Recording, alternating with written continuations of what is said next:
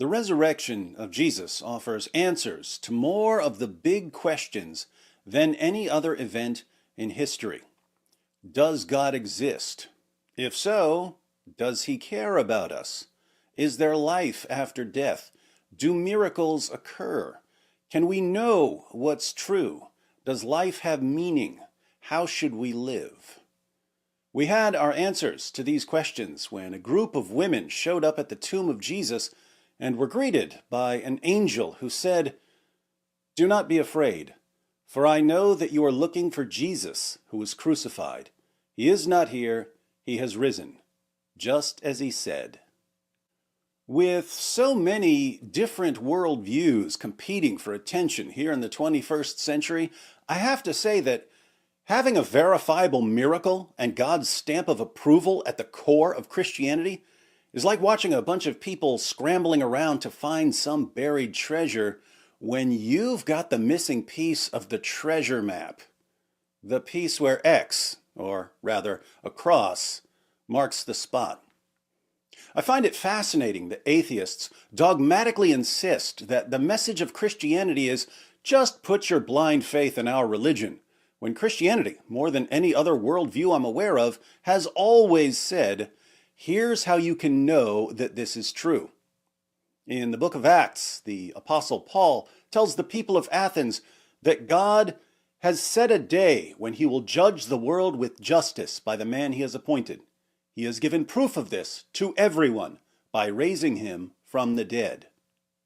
So, if Christians proclaim, here's the proof, why do atheists here just believe without any evidence whatsoever? It's as if they're not listening. It's as if hearing they do not hear, and seeing they do not see. But for those with ears to hear, knowing that Jesus rose from the dead is actually much simpler than many people realize. To know that Jesus rose from the dead, we only need to know two things. One, that he was really dead, and two, that he was alive again later. If Jesus was dead and he was alive again later, I'd say that our atheist friends have a great big Son of God-shaped hole in their worldview. Was Jesus dead? And I mean really dead, not passed out, not in a coma, not in a brief state of cardiac arrest. Was he dead? Yes, he was. Now, the new generation of atheists who learn about Christianity primarily from social media may be surprised to learn that there are historical facts about Jesus. They think of Jesus as a mythical figure like Hercules, except that they're much angrier about Jesus for some reason. It's a tragedy of the internet age that positions that would be laughed out of the room at the scholarly level can become quite popular at the internet level by circulating among people who don't know much about anything. At the scholarly level, Jesus mythers are viewed along the same lines as Holocaust deniers. But at the internet level, every other atheist I run into says Jesus never existed. Really? Well, what books have you read on this? None, but I watched like 3 YouTube videos, so I'm obviously far more knowledgeable than every respected scholar on the planet. Meanwhile, even some of the most critical historical Jesus scholars will acknowledge certain facts about Jesus. That he was baptized by John the Baptist, that he had disciples, that he was known as a miracle worker and an exorcist, that he believed he played a crucial role in the coming of the kingdom of God, and of course that he died by crucifixion. The scholarly consensus on Jesus' death arises from having a variety of ancient sources. There are Christian, Jewish, and Roman sources reporting Jesus' death, and knowing how crucifixion works. Today, we tend to think of crucifixion as just nailing someone to a cross, but Roman crucifixion was a 3-step process. The first step was the scourging, which was sometimes called the half-death because victims would be half dead by the time it was finished. The Romans used a flagrum made of leather thongs with chunks of bone or metal woven into the strands designed to remove human flesh. We have records of people being beaten until their veins and arteries were exposed, or until their bones were showing, or until their intestines spilled out. And that was just the beginning. Step 2 was nailing the victim to a cross and letting him hang there while the blood drained out of him. Once he stopped gasping for breath, the Romans knew their work was done. Almost. The Romans didn't take crucifixion lightly, so there was a third step, some sort of death blow, just to make sure their victim was dead. If they needed to pry someone off a cross, they would smash his head in, or stab him through the heart with a sword or a spear, or set him on fire, or let wild animals rip him apart. Not the sort of process anyone's going to walk away from. So, Jesus' death isn't simply a point of Christian doctrine, it's a fact of history, as even non-Christian scholars are happy to admit. Atheist New Testament scholar Geert Ludemann declares that Jesus' death as a consequence of crucifixion is indisputable. John Dominic Crossan of the infamous Jesus Seminar says that there is not the slightest doubt about the fact of Jesus' crucifixion under Pontius Pilate. Marcus Borg, another member of the Jesus Seminar, states that Jesus' execution is the most certain fact about the historical Jesus. Jewish scholar Pinchas Lapid affirms that Jesus' death by crucifixion is historically certain. According to Paula Fredrickson, a convert to Judaism, the single most solid fact about Jesus' life is his death. He was executed by the Roman prefect Pilate on or around Passover in the manner Rome reserved particularly for political insurrectionists, namely crucifixion. And as everyone's favorite scholarly critic of Christianity, Bart Ehrman, maintains, one of the most certain facts of history is that Jesus was crucified on orders of the Roman prefect of Judea, Pontius Pilate. The real question, then, is whether Jesus was alive again later. How would we know if Jesus was alive at some point following his execution by the Romans? The same way we know many other things from history. We need witnesses, and we need to know that we can trust these witnesses. Do we have witnesses of the risen Jesus? Yes, lots. Fortunately, they began preaching almost immediately, and we have summaries of some of their early sermons. They issued official creedal statements that could be easily memorized and passed on to others. They sent out representatives with authoritative traditions that would eventually be incorporated into the Gospels and other writings. We also have writings and quotations outside the New Testament from the next generation of Christian leaders, which included people like Clement of Rome and Polycarp, who knew one or more of the apostles and who continued preaching the message of the apostles, especially the resurrection of Jesus. But the most interesting source on the eyewitnesses of the risen Jesus is an early Christian creed recorded in 1 Corinthians 15, 3-7.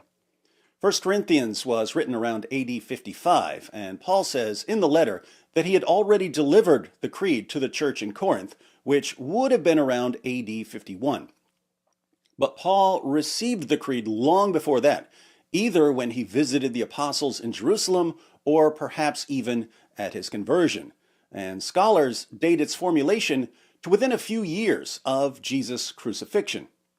James D.G. Dunn writes, "This tradition, we can be entirely confident, was formulated as tradition within months of Jesus' death." According to Michael Goulder, Paul received the tradition, that is, he was taught it at his conversion, perhaps 2 years after Jesus' death. Ulrich Wilkins says that the creed indubitably goes back to the oldest phase of all in the history of primitive Christianity. Geert Ludemann maintains that the elements in the tradition are to be dated to the first 2 years after the crucifixion of Jesus. Paul Barnett dates the creed to within 2 or 3 years of the first Easter. Richard Burridge and Graham Gould say it dates from only a few years after Jesus' death.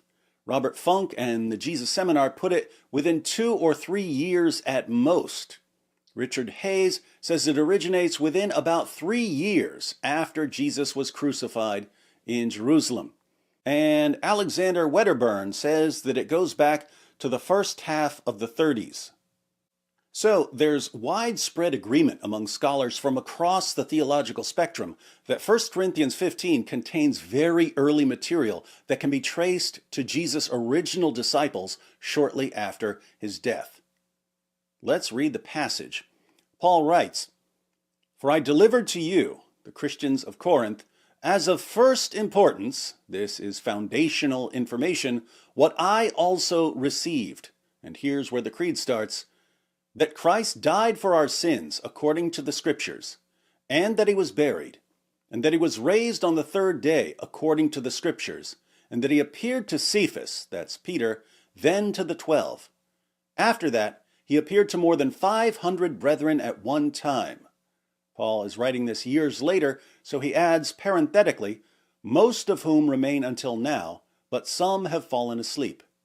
Then he appeared to James, then to all the apostles." The original would have ended with this appearance to all the apostles, but Jesus appeared to Paul later, so Paul adds, "and last of all, as to one untimely born, he appeared to me also."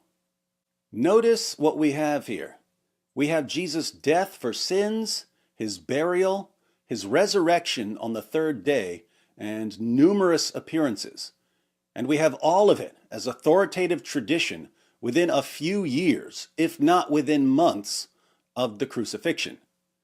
As for the appearances, there are appearances to individuals, Peter, James, the brother of Jesus, and eventually Paul, to small groups, the 12 and all the apostles, and to a large group. He appeared to more than 500. The list also reports appearances to both friends and foes. Peter and the apostles were followers of Jesus during his 3-year ministry, but James and Paul weren't. James didn't believe that his brother was the Messiah when Jesus was preaching in Galilee and Judea, and Paul persecuted the church and tried to destroy it. Yet they're all listed as witnesses who saw Jesus alive again sometime after his death. This passage eliminates 2 skeptical responses to Jesus' resurrection, the legend hypothesis and the hallucination hypothesis. At the internet level, there are still people who claim that Christian belief in Jesus' resurrection arose through a process of legendary development over a period of many decades. But this is factually false. We know, as a fact of history, that the resurrection was the heart of Christian preaching from the beginning. You also may have heard people argue that Jesus' disciples simply hallucinated the resurrection appearances. But a hallucination, by definition, is something that occurs in the mind of the person experiencing it. If you take a bunch of acid and a leprechaun appears to you, the rest of us aren't going to ask him for his pot of gold because we won't see him. He won't exist outside your acid-tripping mind. But Jesus appeared to entire groups on multiple occasions, and hallucinations just can't explain repeated group appearances. So, we can't attribute the resurrection appearances to legend or to hallucinations. Can we attribute them to deception? Were the disciples lying about the appearances?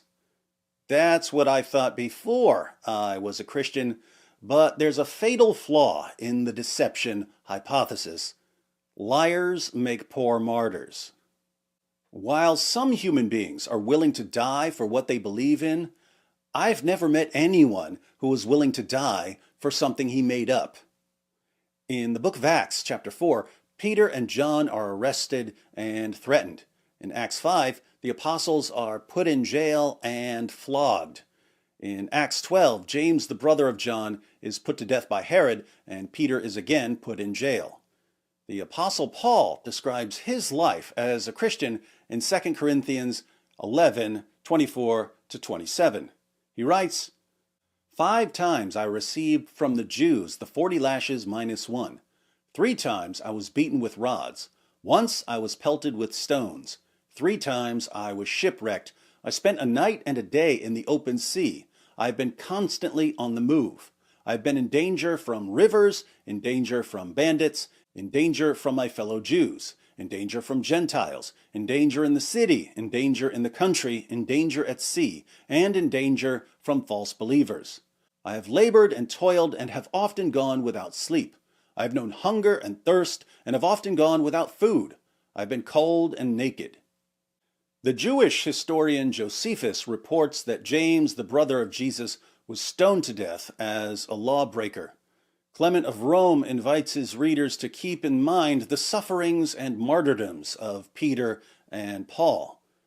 So the apostles didn't just preach that they had seen Jesus alive again, they were willing to endure prison, floggings, and even death as they preached. And that means they really believed what they were saying. Here again, it's not just Christians who draw this conclusion. Even non-Christians maintain that the disciples sincerely believed that they had seen the risen Jesus. Gerd Ludemann, it may be taken as historically certain that Peter and the disciples had experiences after Jesus' death in which Jesus appeared to them as the risen Christ. Bart Ehrman, we can say with complete certainty that some of his disciples at some later time insisted that he soon appeared to them, convincing them that he had been raised from the dead. Bart Ehrman again, it is a historical fact that some of Jesus' followers came to believe that he had been raised from the dead soon after his execution. Paula Fredrickson, I know in their own terms what they saw was the raised Jesus.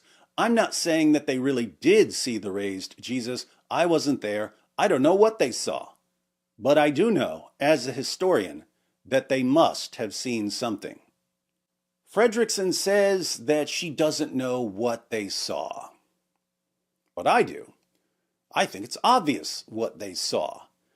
The disciples saw the sort of thing that would convince individuals and groups, friends and foes, that they had all seen a man who had been dead, alive again, standing in front of them, telling them why he had to die and rise again. Unfortunately for our atheist friends, the only sort of thing that can do that is Jesus actually appearing to them, which means that Jesus rose from the dead. So, there's only one conclusion to draw from the facts that even atheist and agnostic scholars grant as historically certain.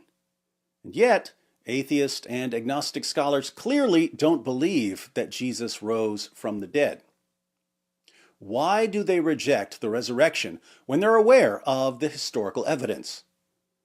Different people will give different reasons for denying Jesus' resurrection, but if you do a little digging, two broad issues emerge most frequently. First, many people have a prior commitment to naturalism. Supernatural explanations are ruled out before the investigation begins.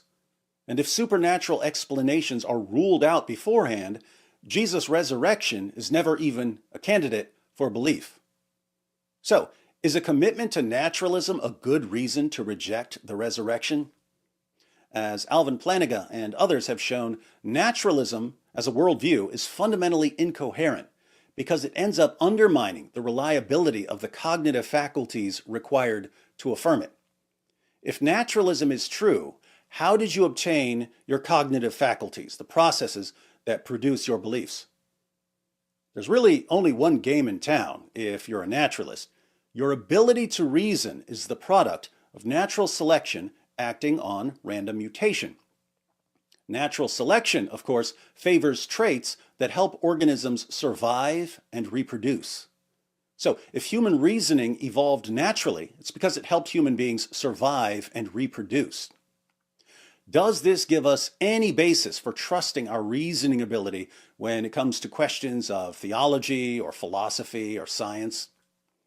No. At best, our cognitive faculties would be reliable when it comes to finding berries or using a spear against an enemy or doing something to attract a mate. Interestingly, Darwin himself noticed this problem. He said, But with me, the horrid doubt always arises whether the convictions of man's mind, which has been developed from the mind of the lower animals, are of any value or at all trustworthy. Would anyone trust in the convictions of a monkey's mind, if there are any convictions in such a mind? Naturalism isn't a pillar of rationality, it's a pillager of rationality. But a more glaring difficulty, given a discussion of miracles, is the global abundance of miracle claims. In 2006, the Pew Forum issued a report titled Spirit and Power, a 10-country survey of Pentecostals, discussing statistics on Pentecostals and charismatic Protestants in the United States, Brazil, Chile, Guatemala, Kenya, Nigeria, South Africa, India, the Philippines, and South Korea. And the researchers found that approximately 200 million Pentecostal and charismatic Protestants in just those 10 countries believe that they have personally witnessed miraculous healings. Imagine what the numbers would be if the study had included all denominations in all countries. In a 2022 article for the New York Times, Dr. Molly Worthen writes, "Scholars estimate that 80% of new Christians in Nepal come to the faith through an experience with healing or deliverance from demonic spirits. Perhaps as many as 90% of new converts who join a house church in China credit their conversion to faith healing. In Kenya, 71% of Christians say they have witnessed a divine healing, according to a 2006 Pew study. Even in the relatively skeptical United States, 29% of survey respondents claim they have seen one." After reviewing a number of miracle reports from around the world, Dr. Craig Keener concludes, "It is no longer plausible to tout uniform human experience as a basis for denying miracles, as in the traditional modern argument. Hundreds of millions of claims would have to be satisfactorily explained in non-supernatural terms for this appeal to succeed. While many may be so explained, one cannot adopt the conclusion of uniformity as a premise without investigating all of them." In other words, those who exclude supernatural explanations prior to investigation do so by faith, not because the evidence demands it. Second, it's perhaps even more common to reject the resurrection because of what the resurrection implies. If we believe that Jesus rose from the dead, we might think it's a good idea to listen to what he says. But Jesus said all kinds of things about sin and judgment and salvation, and if we don't want to take his teachings seriously, or if we don't want to become Christians, or if we despise anything that has any connection to Christianity, we kind of need to get rid of that whole rising from the dead thing. Now, this has always seemed like an odd approach to me. Decide what we want to believe ahead of time, and then reject evidence that doesn't line up with what we want to believe. And atheists normally condemn this approach. Suppose an atheist comes to you with some kind of evidence. Let's say he gives you evidence for common descent, the claim that all living things share a common ancestor. If your response is, "Well, I don't like what common descent implies because that would mean I'm related to pigs, so I'm going to reject any evidence you give me for it," the atheist will accuse you of being anti-science and anti-evidence and irrational and stupid and bigoted and so on. But then, if you present that same atheist with evidence that Jesus rose from the dead, you'll suddenly find that heaven and hell and the Salem witch trials and gay wedding cakes and all kinds of other topics are entering into his evaluation of whether Jesus was dead and whether he was alive again later.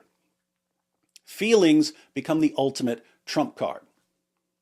We obviously can't stop our atheist friends from smuggling their feelings about Christianity into discussions of historical facts about Jesus, but we can point out how ridiculous it is for them to claim to be the champions of reason and science and logic when their feelings and emotions have full reign over their reasoning. Now, There's other evidence that's relevant to this discussion, and there are additional objections to consider. But we already have enough to conclude that Jesus rose from the dead. All the available evidence tells us that Jesus died by crucifixion and that he was alive again later. Friends and foes were so thoroughly convinced that Jesus had appeared to them that they were willing to endure torture and death for the privilege of proclaiming the Christian message. The question for us is this: what could have convinced all these people that Jesus had appeared to them? This is the question I struggled with almost 3 decades ago, and I couldn't think of any explanation apart from the resurrection that could account for the historical evidence. By that time, I already knew that naturalism was a theory in crisis, and I didn't trust my feelings enough to reject facts I didn't like. In the end, I concluded that Jesus of Nazareth rose from the dead, and that if I was going to listen to anyone tell me about God, it was him.